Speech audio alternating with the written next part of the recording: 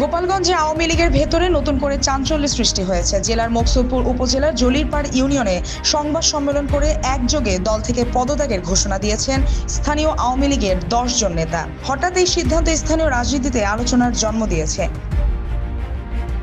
শনিবার বিকেল 5টায় দক্ষিণ জলিরপাড় সরকারি প্রাথমিক বিদ্যালয়ের মাঠ প্রাঙ্গণে আয়োজিত সংবাদ সম্মেলনে তারা স্বেচ্ছায় আওয়ামী লীগের সব পদ, পদবি ও রাজনৈতিক কর্মকাণ্ড থেকে সরে যাওয়ার ঘোষণা দেন।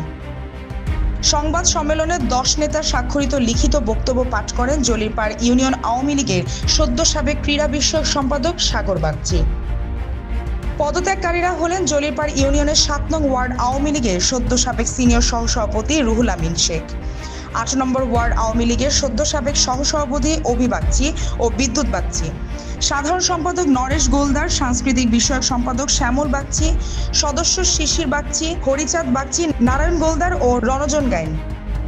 লিখিত বক্তব্যে সাগর বাগচি বলেন, আজ 20 ডিসেম্বর থেকে আমরা সবাই কোনো ধরনের চাপ বা প্ররোচনা ছাড়াই স্বেচ্ছায় আওয়ামী লীগের সব পদ, পদবি ও রাজনৈতিক কর্মকাণ্ড থেকে পদত্যাগ করছি। স্থানীয় নেতাকর্মীদের মধ্যে এই একযোগে পদত্যাগ নিয়ে নানা আলোচনা শুরু হয়েছে। অনেকে এটিকে ইউনিয়ন পর্যায়ে অভ্যন্তরীণ অসন্তোষের বহিঃপ্রকাশ হিসেবে দেখছেন। তবে পদত্যাগকারী নেতারা সংবাদ সম্মেলনে তাদের সিদ্ধান্তের পেছনে নির্দিষ্ট কোনো অভিযোগ বা ভবিষ্যৎ রাজনৈতিক পরিকল্পনার কথা জানাননি। এই ঘটনায় গোপালগঞ্জের রাজনীতিতে নতুন করে কৌতূহল তৈরি হয়েছে।